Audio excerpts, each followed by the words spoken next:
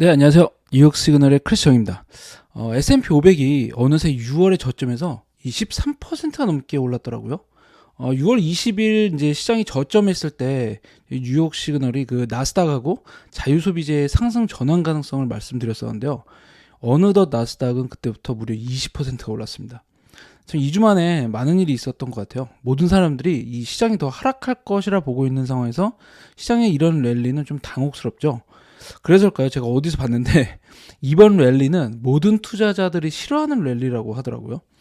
네, 이 모두가 고점이라고 생각하는 고점은 없듯이 이 저점이라고 생각하는 저점도 없습니다. 상황이 어떻게 될지 모르겠지만 일단 시장은 확실한 랠리를 보여주고 있죠. 전 이번 랠리가 베어마켓 랠리가 아닐 가능성이 있다고 말씀을 드렸었는데요. 그 근거로 이게 시장의 바닥에서 강력한 회복세를 보일 때에만 나타났던 그 압도적인 회복 랠리, 이런 부분이 나타났다는 거였었죠. 지난 3월의 베어마켓 랠리에서는 찾아볼 수 없었던 그림이죠. 현재 월가에서 가장 낮은 S&P 500 목표가를 제시하고 있을 만큼 지금 상황을 부정적으로 보는 뱅크 오브 아메리카도 그 부분을 인정을 했습니다.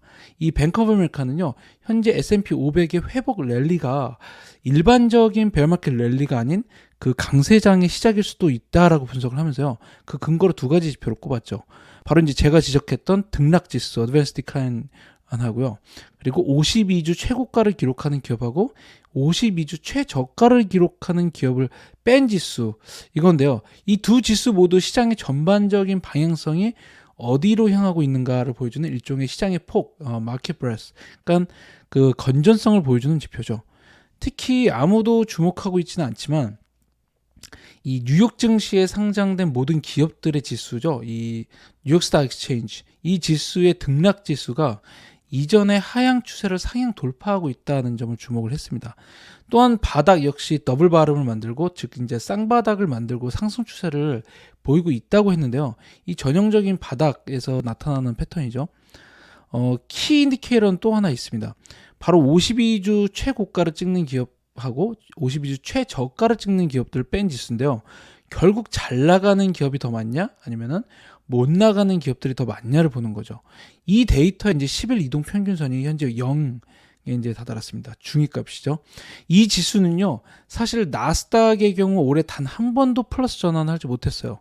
무려 2021년 초 성장주 붕괴가 시작된 이후에 계속 하락 추세를 보였었는데요. 아직도 플러스 전환을 하지 못했지만 추세가 이번에 만약에 돌파되는 모습을 보인다면 상당히 긍정적으로 볼 수 있겠죠. 하지만 여전히 0을 넘지 못해서 이제 이 지수가 위로 오르냐 아니면 그 내려가느냐 여부는요, 시장이 전반적으로 방향을 위로 볼 것이냐에 대해서 중요한 열쇠가 되지 않을까 싶습니다. 이 경기 침체에 대한 이슈도 있죠. 지금 2분기 마이너스 성장을 해서 경기 침체다라는 얘기가 있는데 일단 그건 아니다라고 봐요. 실제로 경기 침체 여부를 판단하는 전미경제연구소 MBR이 경기 침체를 판단할 때 사용하는 6개의 핵심 지표가 있는데요. 이게 이제 실질 개인소득, 그리고 고용지수, 가계고용지수, 그리고 실질 판매지수, 그리고 실질 개인 지출 등이 그것인데요. 이 6개의 지표가 여전히 모두 확장을 나타내고 있습니다. 그것도 아주 큰 폭으로 현재 경제가 매우 화랑샘을 보여주고 있죠. 이 물가 상승세가 무섭게 나타나면서 최근 개인소득하고 소매 판매가 둔화되는 시그널을 보이고 있다라는 게 문제인데요. 그 외에는 대부분 상당히 높은 수준을 유지하고 있습니다. 이 전미경제연구소의 이제 리세션 트래커, 이 경기 침체 추적기도 현재 경제는 침체해 있지 않다라고 보고 있어요. 4.4로 마이너스가 아니라 여전히 확장 추세에 있는데요. 문제는 이게 지금이 아니라 내년입니다. 솔직히 내년까지 경제가 여전히 강력할 것인가에 대한 의문은 있죠. 특히 연준의 긴축 기조가 이어질 경우에는 이제 더 경기 침체 가능성이 커질 건데요. 이미 월가도 이거를 반영을 하고 있습니다. 최근 2분기 실적이 예상보다 훨씬 강력하게 나타나면서 이 실적에 아마겟돈이 오진 않겠구나라는 자신감이 지금 뭐 증시를 들어 올리고 있는데요. 이 문제는 2분기가 아니라 올해 말 그리고 내년입니다. 1년 후 전망치는요, 지금 5불 차이긴 하지만 EPS가 빠르게 둔화되고 있습니다. 이 전망치가 다시 회복을 하느냐 마느냐, 다시 이제 반등을 하느냐 마느냐가 향후 증시가 회복세를 이어가느냐 마느냐를 결정할 것으로 보이죠. 이 외에도 지금 문제는 또 있습니다. 바로 중국이죠. 이 펠로시 하원 의장이 대만을 방문하면서 중국의 심기를 좀 거스린 건데요. 사실 거스른 정도가 아니라 중국이 레드라인으로 지정한 곳, 그러니까 이것만큼은 안 된다라고 공언한 부분을 대놓고 지금 밟았죠. 이것 때문에 미중 갈등이 지금 더 첨예하게 나타날 수 있다라는 주장이 있어요. 실제로 최근 중국이 대만에서 하고 있는 군사 작전은요, 사상 초유라고 볼 수 있습니다. 이 전례가 없을 정도로 규모가 크죠.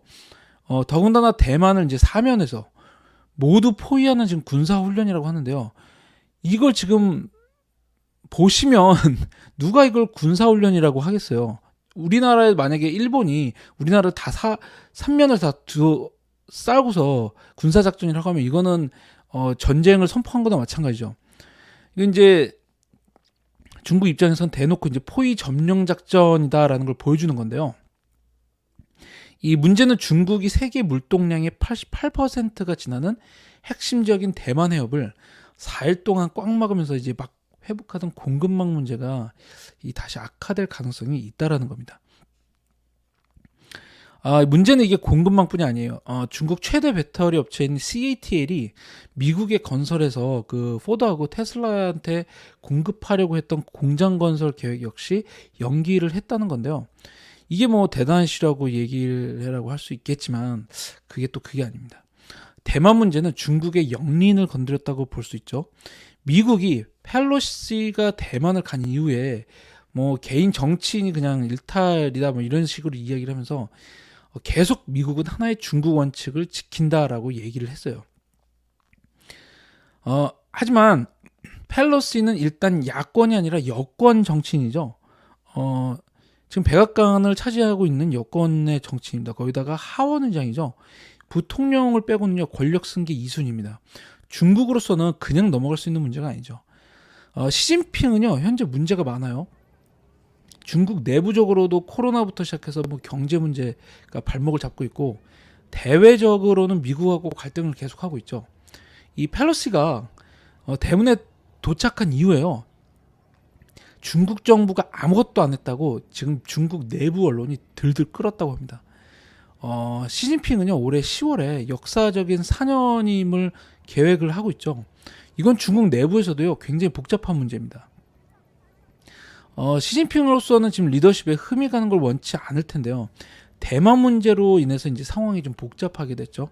그동안 시진핑은 지금 뭐 극단적인 민족주의자들을 이제 본인의 독재에 잘 이용을 했다고 할 수 있는데요. 이번에는요 그 민족주의자들이 아무것도 못했다고 막 들끓고 있는 거죠. 글로벌 타임스의 후시진 편집장 잘 아실 텐데요. 이 사람조차도요 이번에 이제 트위터로 펠로시가 온다면 인민해방군 전투기가 격추시킬 수도 있다라고 이 말도 안 되는 엄청난 말을 했습니다. 언론인이 할 수 있는 말이 아닌데 물론 이제 나중에 트윗은 삭제했다고 해요. 하지만 언론조차도 이런 말도 안 되는 이야기를 할 정도로 현재 중국 내부 언론이 지금 엄청나다는 거죠. 시진핑으로서는요 이런 민족주의자들의 여론에 계속 떠밀릴 경우에 강경하게 행동할 수밖에 없는 상황에 놓이게 될 수도 있다라는 주장이 나오고 있는 이유인데요. 실제 오늘이 4일인데요. 4일 중국이 대만을 상대로 군사훈련을 시작을 했는데 미사일을 대만 상공 가로질러서 발사했다는 블룸버그의 소식이 있습니다. 제가 봤는데 심지어 발사한 11발 중에요 5발이 그 일본이 감독하는 배타적 경제 수역에 떨어지면서요 일본이 지금 발끈하고 나섰다고 해요. 중국의 이런 기조가 어디까지 이어질지 지금 여부가 단기적으로 시장에 영향을 줄 수 있는 만큼 지금 계속 주시해야 될 부분이 아닌가 싶습니다. 월가 역시 미국하고 중국의 갈등을 지금 면밀하게 분석하고 있는 상황이에요. 이미 모건 스탠리는요 낸시 펠로시의 대만 방문 이 소식이 나오자마자 지금 테슬라 투자 의견을 업데이트를 했습니다. 향후 나타날 수 있는 미중 갈등으로 인해서 테슬라가 충격을 받을 수 있다라는 건데요. 모건 스탠리는 장기적으로 테슬라의 기회가 될 수도 있다고 했습니다. 테슬라의 전체 매출 중에서 지금 중국이 차지하는 비중은요 30%예요. 하지만 수익은 50% 이상을 차지할 만큼 지금 압도적인 비중을 차지하고 있습니다. 그만큼 미중 갈등이 본격화될 경우에 테슬라의 실적에는 영향을 받을 수밖에 없습니다. 문제는 중국이 지금 세계 전기차 시장에 공급하는 이 배터리 규모가 50%에 달한다고요. 그리고 배터리 원자재 공급량은요, 무려 50에서 75%에 달한다고 합니다. 최근 유럽연합이 전기차 지원을 줄이면서요, 속도를 좀 늦추자라고 하는 게 이런 문제 때문이죠. 전기차 시장에서요, 중국은 큰손 정도가 아니에요. 시장을 압도하는 단독 플레이어죠. 이 모건 스탠리는 지금 전기차의 세계화가 진행되면서 이런 상황이 이제 글로벌라이제이션으로 다 같이 가자라고 진행하는 게 아니라 지정학 그리고 국가 안보라는 틀에서 진행이 될 것이다라고 주장을 하고 있습니다. 무슨 이야기일까요? 예를 들면요, 최근 이제 미국 정부가 세계에서 반도체 시장의 목줄을 완전히 쥐어매고 있는 ASML, 네덜란드 ASML을 움직여서 중국의 EUV 여기에다가 구식 DUV 노광 장비조차도 팔지 못하게 했죠. 중국의 반도체 산업 성장을 막으려고는 시도라고 볼 수 있는데요. 물론 중국이 ASML 같은 압도적인 기술력을 가지고 있지는 않지만요, 충분히 글로벌 전기차 시장의 판도를 좌우할 수 있는 큰 손인 건 확실하죠. 지금 당장 원자재 공급만 끊어도요, 난리가 날 수 있는 상황이기 때문입니다. 테슬라가 단기적으로 미중 갈등의 충격을 받을 수 있다는 건 당연한 이야기인데요. 이 모건 스탠리는 리스크 요인에 대해서 딱 세 가지를 제시를 했습니다. 첫 번째는 테슬라의 매출이 일단 아까 말씀드린 것처럼 중국 내수 시장에 너무 많이 노출돼 있다는 거죠. 주요 자동차 제조업체 중에서요, 중국 노출도가 가장 높은 기업입니다. 하지만 이 부분은요, 지금 뭐 장기적으로 베를린하고 그 텍사스 공장이 계속 확장하면서 부분적으로 희석될 가능성이 있다라고 봤는데요. 두 번째는 아주 민감한 부분이죠. 테슬라가 목표로 하는 미래의 커넥팅 네트워크 그리고 뭐 무인 자율 주행차 기술에는요, 정부가 아주 민감하게 여기는 이른바 이제 이중 목적 기술이 수반이 되어야 한다고 해요. 이 로봇 공학서부터 시작해서 이 센서 컴퓨팅, 뭐 인공지능하고 네트워크가 모두 공공시설의 공유 유틸리티를 통해서 이제 실행이 돼야 되는데 테슬라가 여기에 들어갈 수 있겠느냐? 중국에는 기회가 없다는 거죠. 세 번째는 CATL의 공장 지원 문제입니다. 테슬라로서는 상황이 어떻게 될지 모르겠지만 어쨌든 이 그 불확실성이 굉장히 커진 셈이죠. 그 중국 최대 배터리 업체인 CATL이 지금 미국 공장 그 설립을 지연한다라고 발표를 하면서 지금 테슬라하고 이 공장이 테슬라와 포드의 배터리를 제공하려고 했는데 이 계획이 지금 어떻게 될지 모르는 상황이 생긴 겁니다. 실제로 중국 내에서 지금 테슬라의 위치도 뭐 그렇게 강하진 않아요. 현재 위태로운 상황이라고 볼 수 있습니다. 모건 스탠리는 자체 분석을 통해서 테슬라의 중국 내 자동차 판매가 2023년을 정점으로 계속 하락할 것이다 라고 봤는데요. 최근 중국 자체 브랜드의 성장 속도가 워낙에 빠르다 보니까 테슬라가 아무래도 힘을 좀 잃을 것이라는 분석이죠. 실제로 최근 전 세계에서 팔려나가는 중국 전기차들의 판매는 놀라울 정도죠. 무시할 만한 수준은 아닙니다. 하지만 이게 이제 테슬라에게는 또 기회가 될 수도 있어요. 테슬라는 명실공히 지금 전 세계에서 전기차 생산망을 모두 수직 통합한 유일한 기업이죠. 심지어 광산업체하고도 선제적으로 계약을 지금 몇 개를 선점을 해버렸고요. 배터리 자체 개발하고 제작부터 반도체까지 모든 공정을 통합해버렸죠. 모건 스탠리는요, 이게 결과적으로 기회가 될 것이다 라고 말합니다. 결국 그 배터리 생산하고 관련해서 중국 의존도를 줄이고 완전히 좀 분리를 해야 되는데 미국 입장에서는 그러기 위해서는 배터리 제조업에서 그 IP 지적 재산에 이르기까지 테슬라에 의존할 수밖에 없다는 거죠. 미국을 비롯한 유럽 서방의 최근 제조업 추세가요, 지금 자국으로 공장을 가지고 오거나 그 근처 국가, 그러니까 니어쇼링 혹은 동맹이나 프렌드 쇼링으로 가는 추세인데, 이런 배터리 공급망을 재구축하려면 미국과 유럽 모두에서 자본이 지금 풍부한 기술의 리더십이 필요한 상황입니다. 전기차 쪽에서 이런 기업은 현재 테슬라밖에 없죠. 이 모건 스탠리는 여기에 더해서 미국과 유럽에서 재생에너지 인프라 구축과 관련해서도 테슬라의 역할이 지금 과소평가됐다라고 판단을 했어요. 테슬라는 지금 자본 지출 투자 측면에서 엄청난 리더십을 가지고 있는 만큼 향후 빛날 가능성이 더 높다라는 거죠. 이 모건 스탠리는요, 테슬라에 대해서 비중 확대 매수 의견을 유지를 했고요. 목표가도 $1,150를 유지를 했습니다. 골드만삭스는요,